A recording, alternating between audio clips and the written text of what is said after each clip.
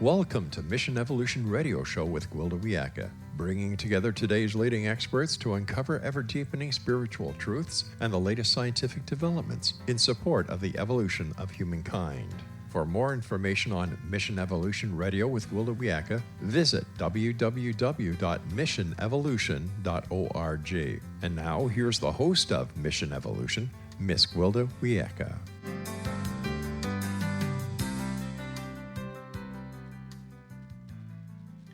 Across ages and cultures, rituals have been performed for everything from marriages to funerals and ever so much more. Is there hidden power in rituals? What rituals did the Druids perform? Can we embrace Druid ritual practices today? What happens if we do? Mission Evolution AM radio show is coming to you around the world on the X-Zone Broadcast Network, xzbn.net. With us this hour to explore the hidden mysteries of the Druids and their rituals is Evert Hopman. Ellen is the author of Celtic Druidry, Rituals, Techniques, and Magical Practices. She's an herbalist, an author, and druid who lives in Oak Forest in western Massachusetts. Her volumes are far-reaching, including Celtic herbals, trilogy of druid novels, and children's literature. Her website, EllenEvertHopman.com. Ellen, thanks for joining us on Mission Evolution. Well, thank you very much for inviting me. So your bio says you're a druid. What exactly does that mean? Well, there is no unbroken druid lineage from ancient times, as far as we know. Some people claim that they are part of such a lineage, but there's really no proof of that. So these days, Druidism, or the Druidism that I'm a part of, is called Celtic Reconstructionist Druidism, which means we're trying as best we can to reconstruct from the literature, from folk tales, from archaeology, from linguistics. We're just piecing things together, but it's an ancient tradition. The Druids were the equivalent of Brahmins in the ancient Celtic culture. Hinduism and ancient Celtic culture have the exact same social structure. They're both part of the Indo-European continuum. I like to say that Hinduism is the eastern branch of the Celtic religion, and ancient Celtic religion was the western branch of the Hindu religion. You know, it's the same religion, really. But it just, people migrated west, some went down into India, they went east.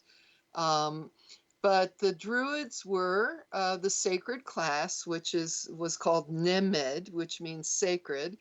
As I said, the equivalent of Brahmins. So they were the highly educated intellectuals of the tribes. Most people in the tribes probably were farmers, but you had a warrior class that was above the farmers, and then you had the sacred class, which included the Druids and the kings and queens. But in order for a king or a queen to be part of the Nemed sacred class, they had to go through a ritual, and they had to be ritually elevated. And that's exactly like what we just saw with King Charles in Britain. He had to be ritually elevated. It's the same idea. So it's like the crowning. Yeah, just because you're born into a family doesn't automatically make you sacred. You have to be, you know, in modern times, an archbishop has to anoint you with oil, and you know the whole. We all watched that, but we actually have part of a ceremony. Um, there's a book called the Oidacht Morin, the Testament of Moran, which you can actually read, where the Druid is telling the young king, the new king, how to be a king. And it's really interesting because it talks about how to be a good king, a just king, a smart king, you know, as opposed to a fool or an ignorant king, you know, and it's worth reading. So, Ellen, did you mentioned, all the different places that you're trying to piece Druidism back together, but was it ever really written down? I mean, did the Druids make records of what they did? No, the Druids themselves did not. Well, they might have. I know that a lot of books were destroyed when the Christian missionaries came in. According to tradition, Patrick burned around 100 books. Mm. But we don't have any writings. We know that in general, everything was oral. It was passed down orally, and it wasn't until the missionaries showed up they began to write everything down, because in order to missionize, they had to know the stories, they had to know about the gods and goddesses, they had to know the laws and precedents and all that, so that when they did go into an area to try to convert people, they would appear as smart people, because the Druids, as I said, were the intellectuals. So the monks had to appear to be as educated as Druids. And I mean, it's a mixed bag, because we're very fortunate that they did write these things down in the 6th and 7th century. The monks did. They took the oral tradition and wrote it down. So we do have ancient poetry. We have sacred stories. So Um, it's just secondhand. right. And Right. so Well, it's what better you, than the Bible, which is how many hands down the road, yeah, you know? yeah, exactly. But you have to read it very carefully to try to figure out what is the Christian gloss, um, Hmm. because they would try to end the story with some, admonition about how horrible the Druids were, or something like that. You have to kind of, read between the lines. Did the Druids have a written language at the time? Oh, yes. They just didn't record everything because it was oral. Right. It was oral in the same way that if you're a Brahmin in India, they all pass down the Sanskrit teachings orally. Although things like the Rig Veda are written down, but things are sung. It was actually sung. Verses were sung, and the Druids probably did it exactly the same way. They spent 20 years in training. So they would have been seated with a teacher, memorizing, line by line, and usually in threes. They're triads, because it's easier for the human brain to pick things up when there's threes. Uh, So, what I understand from a lot of these traditions is there's a belief that there's kind of an activation that happens by being in the presence of a learned one. And then, of course, song works with the power of sound, and that has some effect on the human brain. Do you think this played into it at all? oh, I'm sure. I'm sure of it. Yeah, because even the healers, they were called the Leah. They would sing over the patient, or they would Hmm. sing as they're gathering the plants. Hmm. And it's valuable for, if you're a modern Druid, it's worth it to look at the Sanskrit tradition, because it really, again, it's part of the Indo-European continuum. It gives you an idea of what things may have been like 2,000 years ago. Um, and there's beautiful songs that a traditional Sanskrit speaking doctor in Hinduism would sing over the plants. Oh, you plants, you are the mothers. You take care of everybody. You have all these powers. And it's that's the kind of thing we like. If you're a Celtic Reconstructionist, that's the kind of thing you like. You keep trying to find pieces of things to reconstruct. That's So, what we're. Ellen, what drew you to Druidism? It seems kind of like out in left field somehow. Well, I was born in Austria, and I've told this story many times, but my mother was an artist, and she was fascinated by the archaeology that was going on. This was in the 1950s. Graves were being dug up, Celtic graves, Iron Age Celtic graves in Austria and also Germany and so on. And artifacts were being discovered, jewelry, ironwork, and she was following all that. And so when I was a little girl, I remember her talking about the Celts, and she talked about them with incredible reverence and respect. And when we came to the States, um, she didn't talk about the Celts anymore, and I promptly forgot about it. And it wasn't until I was in my 30s when I heard Celtic music for the first time on a radio station in Philadelphia, and I was immediately entranced by it. And I even became a Ceilidh dancer as a result. For several years, I was a Ceilidh dancer. But when I heard that word Celtic, I immediately resonated with it. And I think it was because of that early experience that I had with my mother, who, was an artist and into the Celts. And then when I was working as an herbalist in Philadelphia, I had a full-time herbal practice. One of my clients, as I was taking her case, just happened to mention that she had met a druid. And again, it was the same thing. I heard that word druid. I'd never heard that word druid out loud. And it immediately resonated. And then I eventually went to Scotland. I spent a whole summer at Findhorn and went to the island of Iona. And while I was on Iona, there were people there talking about druids. And so gradually I just fell into it, oh, Yeah. that's who I am. That's what I need to do. I just knew as soon as I heard it, you know. Is Druidism a religion per se? It is for some people. Um, some people say it's just a philosophy. Well, it Uh, sounds like it's a healing modality as well. well, it can be. It Hmm. all depends on what kind of druid you are. There's many different kinds of druids. I keep talking about how the druids were the intellectuals and how Celtic Reconstructionist druids like the archaeology and the literature and so on. But there are people who they say, "Oh, I love trees. I'm a druid," and that and that's it. Um, it all depends.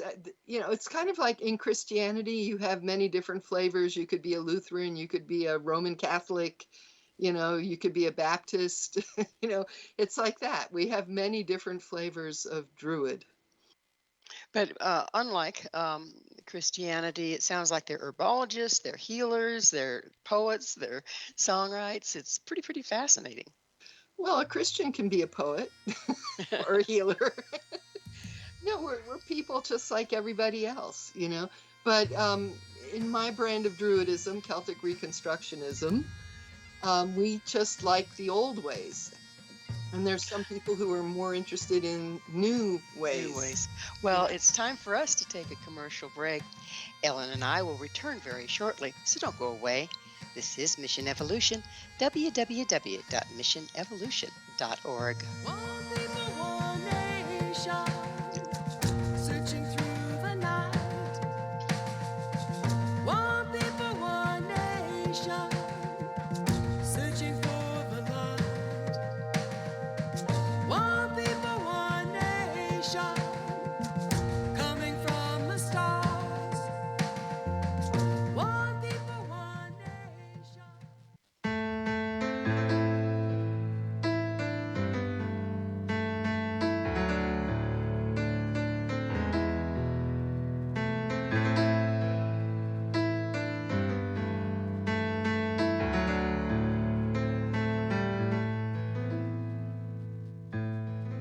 The end has come, the night has come. Why be a Druid? With us this hour discussing Druids is the author of Celtic Druidry, Rituals, Techniques, and Magical Practices, Ellen Evert Hopman. Ellen, eh, we were talking about how Druidism is indeed a religion, but can you be a Druid and a Christian at the same time, say, for instance? Yes, there are people who are Christian Druids. And personally, I have a hard time figuring that out because the ancient Celts are polytheists. And if you're Right. really, if you're a Druid, depending on which holy day, we have holy days, there are different gods and goddesses associated with the holy days. But I think, and I'm not a Christian Druid, so I can only surmise, but I believe what they're doing is they're adding Jesus to the pantheon, that, as far as I can tell. Uh, so, Pretty interesting. yeah. What, what, what draws someone to such an ancient religion that isn't even well documented? What's the appeal there? Well, first of all, it's a nature religion, and many people are desperate to connect with nature. We all know intuitively or consciously that nature is in trouble right now. So a lot of people want to be part of nature. They want to reassert that we're all part of nature, but a lot of people seem to have forgotten it. And our culture in general has a very dangerous attitude towards nature, which sadly comes to us from the whole Judeo-Christian Islamic tradition, which is that humans are supposed to control nature, and that's in the Bible. And it's a really a dangerous, very destructive philosophy that for the last 5,000 years or so, people have been experimenting with that. And I think part of it is because um, the Judeo-Christian Islamic tradition comes out of a desert culture where nature was the enemy.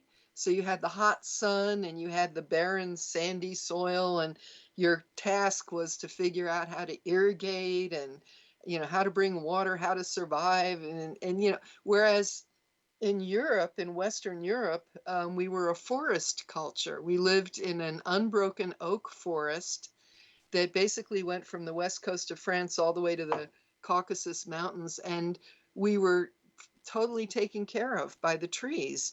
We could eat the nuts. There were animals. We could make medicine. We had plenty of water.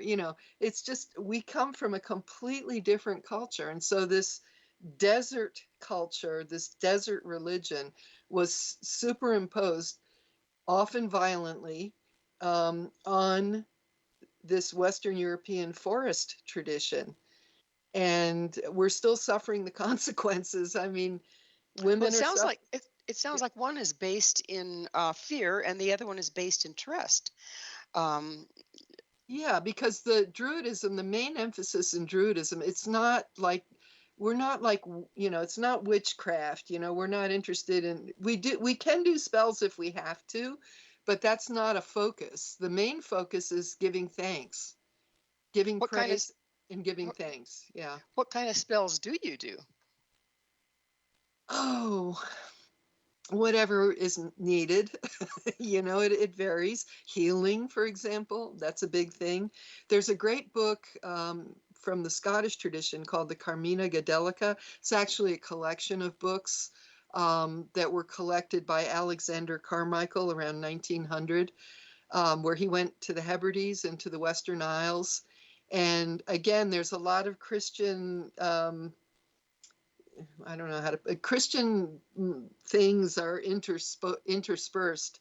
But if you read all the Carmina Gadelica, if you read all the entries, you'll find a lot that are completely nature oriented, completely pagan, a lot of healing spells for cows and people. Um, and again, a lot of thanks, giving thanks for the harvest and giving So thanks to apple trees. And but that's and it's you can get most of it online, by the way. The Carmina Gadelica, I know at least the first 2 volumes are available for free online, if not more. The only volume that's not available, that I have not been able to find in the United States, is volume 4. And I checked with my library. They said there's not one library in the US that has volume 4, and I'm not sure why. very um, interesting. Well, maybe if you could read volume 4, it would tell us why, right? Yeah, I still haven't seen it, but Yeah. um, So would you mind let's back up a little bit. How about yeah. we define spell? Because I understand spells are rituals, but not all rituals are spells. So what is a spell exactly, and how does it differ from a ritual? A spell is when you have an intention, you have a specific intention, and you do things ideally with a lot of emotion, emotion, and maybe some rhyming verses or special words. But it's mostly intention. So are you casting your intention onto somebody else or something else when you do a spell? You are, well, some people do that, but I do not advise that. The best way to do it is just to put your need or your intention out into the universe. And I have to say that what a druid would most likely do is work with a specific god or goddess and allow them, because they have more power than we do, allow them to do the work. And part of druidism is forming a family relationship with specific deities. And everybody who is a druid, if they're a druid long enough and they're doing it seriously, at some point, a god or goddess, or a god and a goddess, will make themselves known to the person, and they will develop a special relationship so that on the holy days, or when there's a family celebration or a big feast of some kind, they will put out food for that deity. They might have an altar in the house specifically for that deity. And in other words, they're constantly giving energy to the relationship so that if they do have a need, they can call on that deity. So how do the deities show themselves to the person? It's something that happens within. I mean, you don't necessarily see a deity, you just know. There's a knowing. Um, there's certain deities that are very, very popular. For example, the Morrigan is very popular now, especially with women, with girls, because she's a very powerful battle goddess. But back when I started, it was all about Bridget, and Bridget is she's about healing, smithcraft, and poetry. So she's not a battle goddess, but that's the way she was the number one goddess back 30 years ago or 40 years ago. Now it's the battle goddess, which says something about our culture, but um, Absolutely, absolutely. Women are trying to go to battle now instead of heal. exactly. Yeah, women are fed up. Yeah, there you have it. So when you're speaking of these gods and goddesses, it reminds me of what a Native American elder told me once. He was a Christian, and I said, "So how do you reconcile many gods and goddesses with the one God concept of Christianity?" And he said, "Well, all the gods and goddesses and animals and power animals and spirits are divinations of the one God, the one great spirit. And you use the deities to bring the energy of that deity to bring balance back." Does that align with what you know of the combination of Christianity and Druidism? Well, I would say emanations. Um, okay, I'm going to go back to the idea of Hinduism being the Eastern branch. In Hinduism, you have the Atma, which is the great breath or the great creative force that is neither male nor female, and all things emanate from that. Okay. So, gods and goddesses, male and female, humans, animals, Same planets, concept. yeah, everything comes out of the Atma, which is this breath, this spirit in the universe. Um, and Druids would say the same thing. So we are monotheist in that sense because everything is coming from one place, right? From Hmm. source.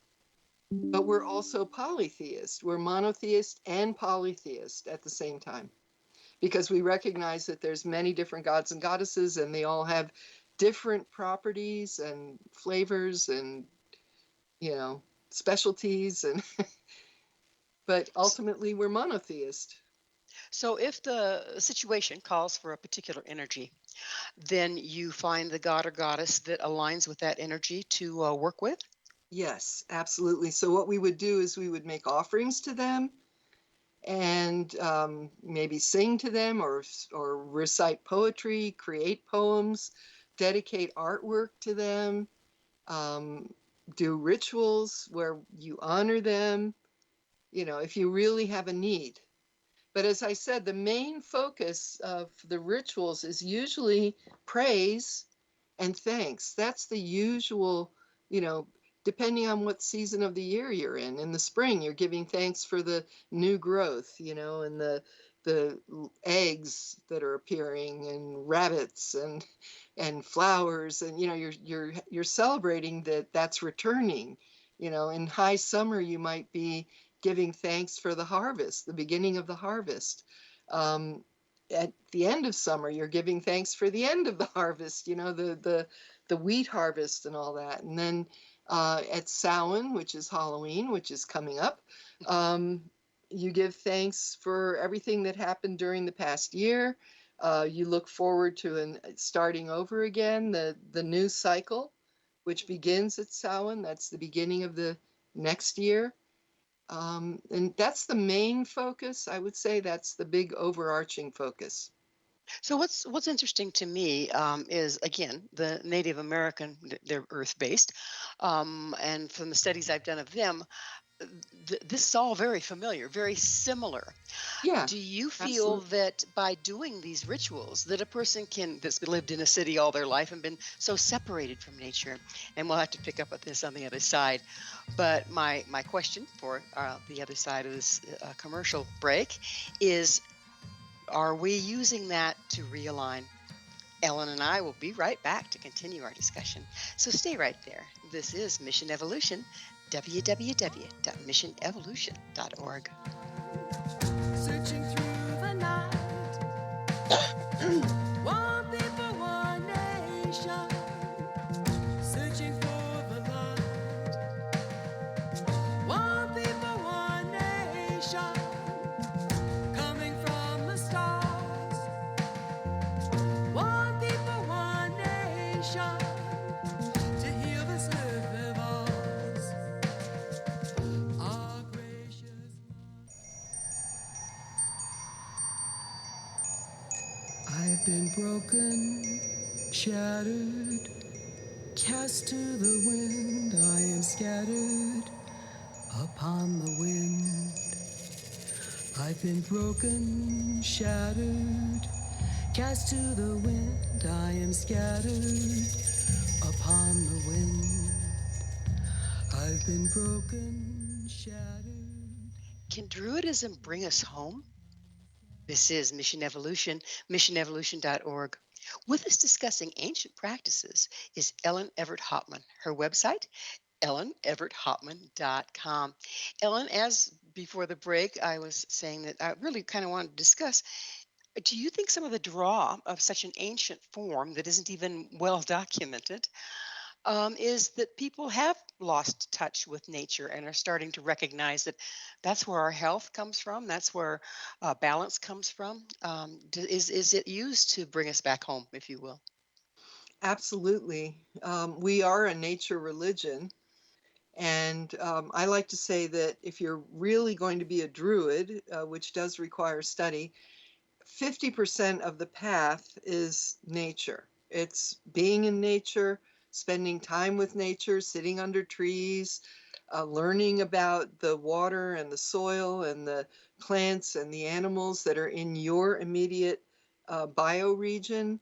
Where does your water come from? What kind of plants are medicinal? What kind of plants can you eat? Can you gather?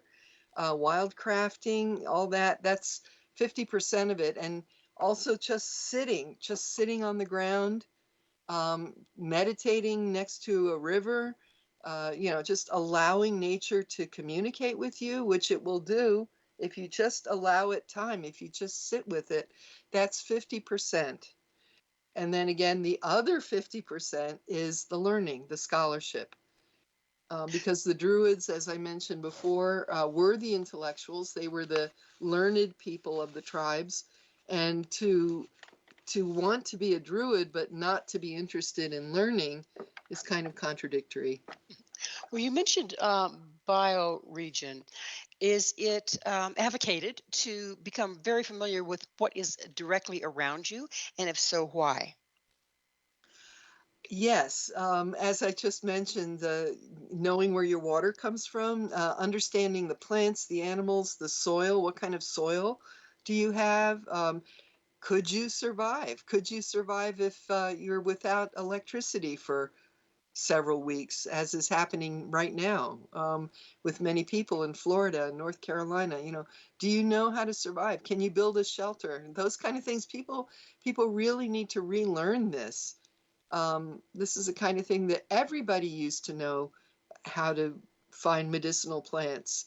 Even if you just know a few, three or four maybe, um, so that you can survive. I mean, really, we all have to think about this, and have respect for nature as a result. Well, because there is the big question: what happens when the lights go out? Because we're so dependent on everything that has to do with electricity.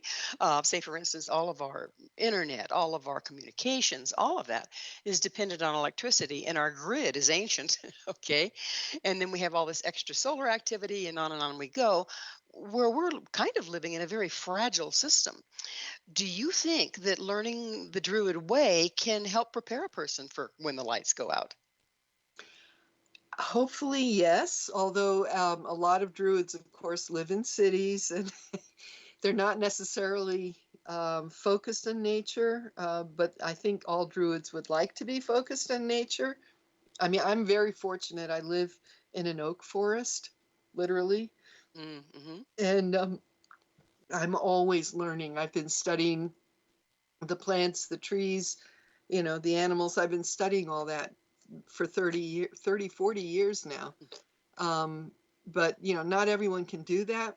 But I think all druids probably aspire to that. Well, if you take us all any civilization back far enough, we survived by knowing and working with the earth. Is that not true? Of course. And we were tribal people also. You mentioned Native Americans. There's a great similarity. Water was sacred, fire is sacred, plants and animals are sacred. Um, they each have a spirit. We understand that they have their own um, inherent holiness, just like Native Americans would say. Women had much higher status. That's another thing when the desert religion came in, the harsh Christianity came in. It was very harsh on women in particular, and we still haven't recovered. We're still trying to get our rights back, It's like, it's unbelievable. But 2,000 years and we're still at it. But Celtic women, Scandinavian women, had rights of divorce, rights of inheritance. Uh, in Scandinavia, women could vote. And then in Celtic areas, kings were voted in. Um, they could be deposed if they behaved badly. I mean, and that's long before the Magna Carta. Um, 2,000 years ago, they voted in the king and they could fire the king. So we lost a lot, and as I said, we're still recovering. On a lot of levels, I'm afraid. You've mentioned, you've spoken to some of this, but what does Druidism have to offer the people of today outside of what we've already talked about? Well, it's a chance to participate in a tribe. Although a lot of druids are solitary, they do find tribes online. Ideally, the ideal would be to have live human beings who were druids to be with. But the U.S. is a big country. Britain is a little easier. Ireland is a little easier because they're smaller, but this is a big country and there's not that many of us, so it's very hard. But we do have the internet, so we sometimes do ceremonies on the internet. We have groups on the internet where people can join and communicate with other druids and get trained by druids online. That's called a cyber druid. We're cyber druids now. Um, I personally have a craving to be with live human beings, and I'm trying really hard to do that, to spend time with people, live human beings. But I did spend a lot of years organizing online druid groups and teaching people online and so on.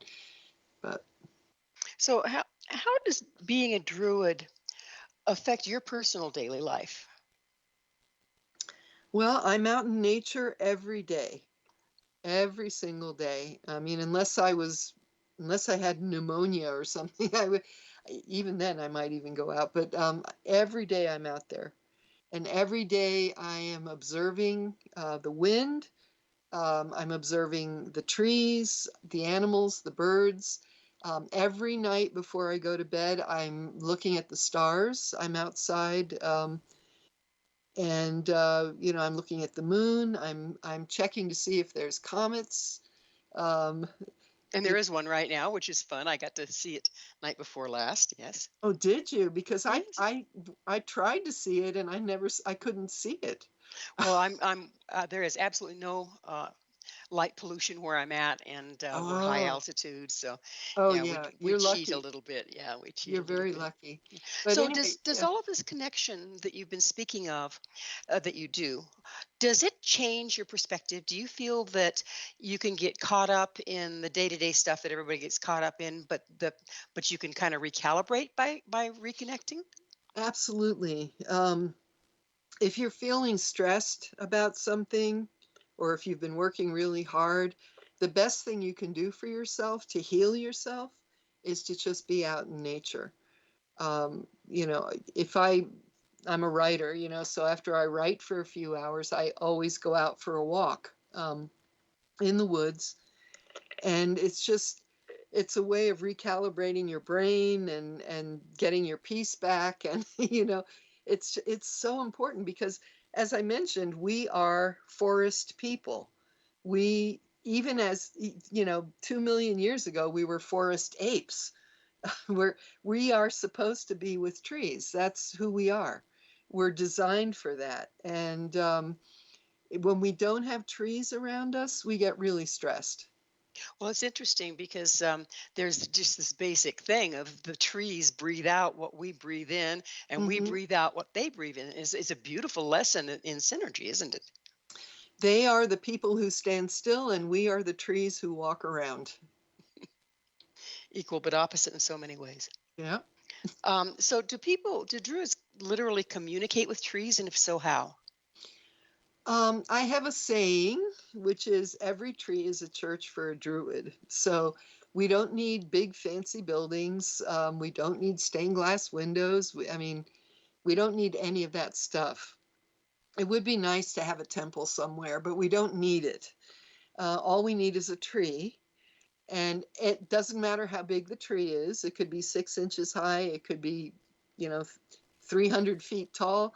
As long as we're next to a tree, we're in church. And that's because the roots go down to the underworld, and that's where the ancestors and the fairies are. The trunk is in the middle world, which is where we walk. And then the branches go up to the sky world. And those are the three worlds. That's the basic cosmology, the basic Celtic cosmology. So if we want to communicate with ancestors or the fairies, we can do a little shamanic breathing and enter the tree, you know, just feel into the tree with your breath and your heart and you could even use your touch if you need to touch the tree, but you can go down through the roots to go to the underworld. You can travel up through the trunk and the branches to get to the sky world. Um, so it, that's our church. So, from what you're saying now, it sounds like Druidism and shamanism have an awful lot in common. Right. What do Well, they have in common? yeah, the traditional ancient Druids were shamans in a certain way. I mean, we know that the modern idea of a Druid is usually somebody in a white Egyptian white robe with a hood, but that's not how they dressed. We know that they wore leather capes and feathered leather capes. Okay, so what is a feathered cape? It means the person knows how to fly, right? There you Um, go. Well, yeah, it is time for us to take another station break. Please stay with us as Ellen and I continue to explore Druidism and magic. This is Mission Evolution, www.missionevolution.org. Searching through the night, one people, one nation. Searching for the light, one people, one nation. Coming from the stars, one people, one nation. To heal this earth of ours, our gracious.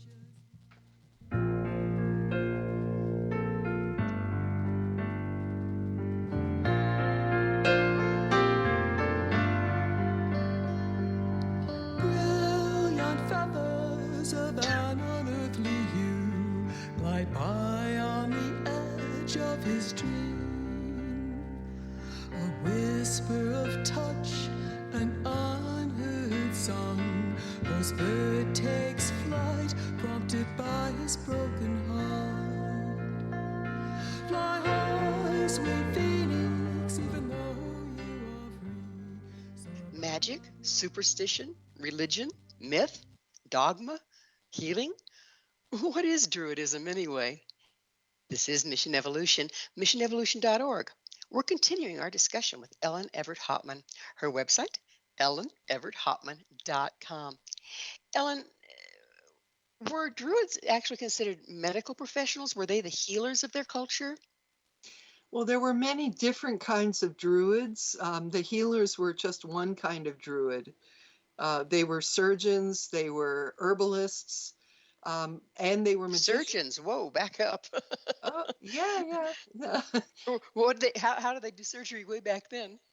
Well, we have stories of people getting their severed hands replaced, for example. Um, Oh my. yeah, but I mean, they had to be able to take care of wounds and certainly childbirth and all kinds of sicknesses, stomach ailments and whatnot. I mean, they were doctors basically, but they used herbs, and they used magic. They would chant over the sick person. They would chant over the herbs and magically administer the plants to the sick people. But that was just one specialty. Okay, so if I'm getting you right, there was you'd be a druid in general, but then you could specialize, just like you specialize in medicine.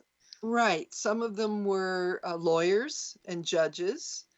Some of them were historians. Some of them were genealogists. They had to stand up at the feast and be able to recite, 20, 30 generations of the king's lineage to prove how significant the family was, that kind of thing.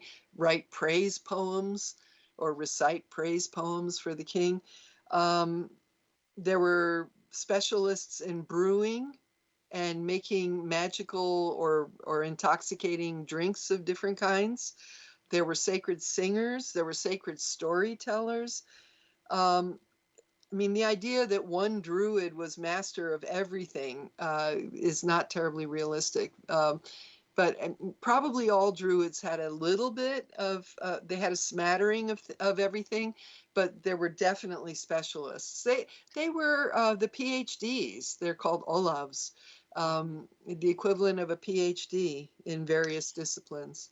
So how does that translate to the druids of today? It sounds like there's an awful lot of information that may very well have been lost in the specialties. Well, again, it depends what kind of druid you are. If you're a Celtic Reconstructionist, you're going to try really hard to find the ancient literature, for example, ancient herbal traditions. Um, I did that for some of my books. I researched Iron Age medicine, what kind of plants they were using and how they were using them, and then I incorporated that in my novels when I wrote about them. Um, if you're a lawyer, it's very interesting to look at the old law books because we have them, the Brehon laws, and we have several volumes of. There's the bee laws, which is an entire book just about the laws pertaining to bees and honey and beeswax and things like that. And we have farming laws. We have the laws of the poets. That's a whole volume. We have all this because the monks did write it down. And if any lawyers are listening or judges, it's really worth it to read. Just, I mean, for me, it's fun because I'm crazy that way. But to read the ancient laws because it was all about restorative justice. Oh, And interesting. yeah, Interesting. Now, let's get on a little delicate topic here. There's a lot of practitioners in just about every one of the older fields, whether it's shamanism or druidry or whatever, whereby the kind of the new age faction takes a little bit of it and then fills in the blanks themselves and calls themselves a druid or calls themselves a shaman, hangs out their shingle for that matter. yep. Where do you stand on that? And do you see it as being harmful? Well, if you are a sincere practitioner, and we do this all the time. You'll see it when druids are talking to each other. They try to be very careful and they say, this is my own personal gnosis. This is my unverified personal gnosis, or UPG, we call it. So this came to me in a dream, or this is something that my poetic inspiration came up with. Or we try really hard to say where we got it. This came from the Carmina Gadelica, or, this came from the poems of Amergin. We try to say where we're getting the information. And if somebody consistently makes stuff up and then claims that it's ancient Druid knowledge, people will very quickly pick up on that, and then they will discredit the person for Well, at doing. least the Druids will, but what about the general populace? Well, that's a problem. Yeah. That's a problem. Yeah, no real Druid would do that. There's a lot of plastic Druids out there that have written books which they put, this is genuine ancient knowledge, but when you look at what they wrote, it's nonsense. They take things from movies. Um, you Yeah. know, We've all seen that, haven't we? yeah, it's kind of So crazy. from when you were talking about how when someone is very mindful to say, well, this came to me in a dream, or this is a knowing inside of me, it sounds like that's part of what's rebirthing Druidism. That's what keeps it alive, that new information can come through. Yes, new information is coming through all the time, and people are constantly digging deeper into the scholarship, and studying the archaeology, studying the laws and the linguistics and the poetry and all that, and coming up with new ideas. But again, if you're writing fiction, that's fine. If you say this is a novel, or this is a story that came out of my head, there's nothing wrong with that. I mean, that's the honest way to do it, is to say this is fiction. But if you're going to say something is nonfiction, you better back it up. Well, the beauty of fiction is it puts the possibility out there, doesn't it? Right. And then your dreams and your intuitions and all those things can enter into it. And that's not a problem. As long as you're honest about it and you say, About where it came from. this is fiction, like. So, Ellen, it's that time in the show when I get to ask you, what's your mission? My mission. Well, it's constantly changing.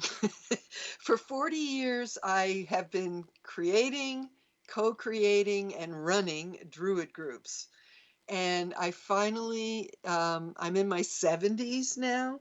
It's kind of hard to believe, but I finally decided that, it's time to do something else.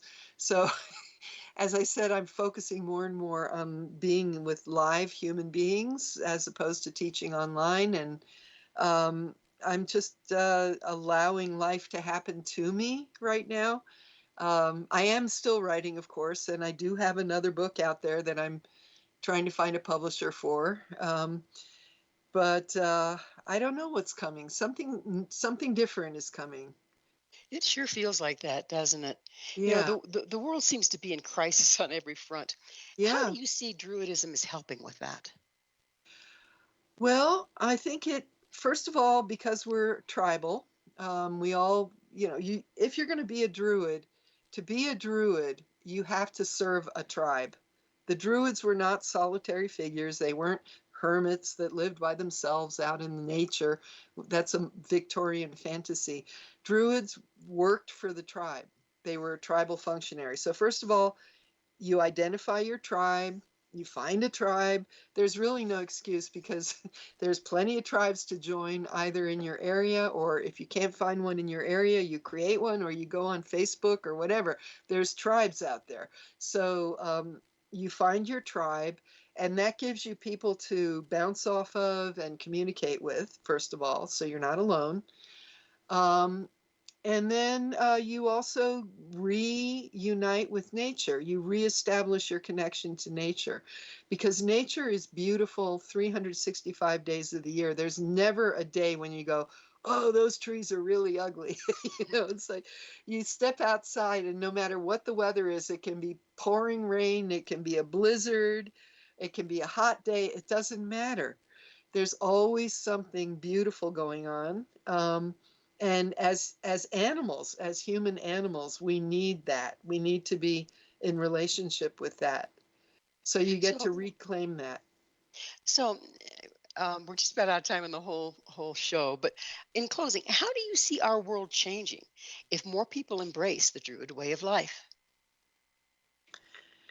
Well, we would be thinking more about other people, not just ourselves. We wouldn't be so driven to have stuff because, just having more stuff is not even relevant to us. It doesn't mean anything.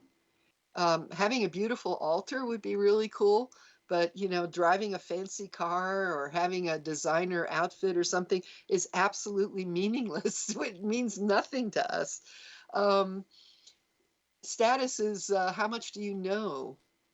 What have you done? Maybe traveling to sacred sites, that's a little bit of status, but pilgrimages, that's worth something. So people would be less materialistic. They would be more aware of the needs of others. They would be more sensitive to what's going on with nature.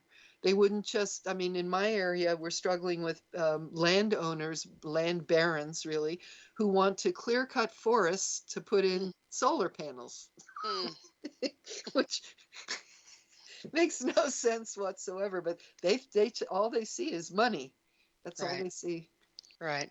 Well, that would be a beautiful future, wouldn't it? Where we are less selfish, more community oriented, and take care of the earth. Hmm. Yeah.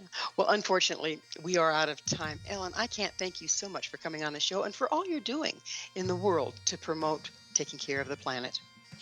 Well, thank you so much for having me. Our guest this hour has been the author of Celtic Druidry, Rituals, Techniques, and Magical Practices, Ellen Evert Hopman. To find out more about Ellen, where you can find her books and all she has to offer, visit her website, elleneverthopman.com. This has been Mission Evolution with Gwilda Wiyaka. For more information or to enjoy past archived episodes, visit www.missionevolution.org. But please be sure to join us right here next time as this mission continues, bringing information, resources, and support to our rapidly evolving world. Coming from the stars, one people, one nation, to heal this earth of ours. Our gracious Mother Earth, our Father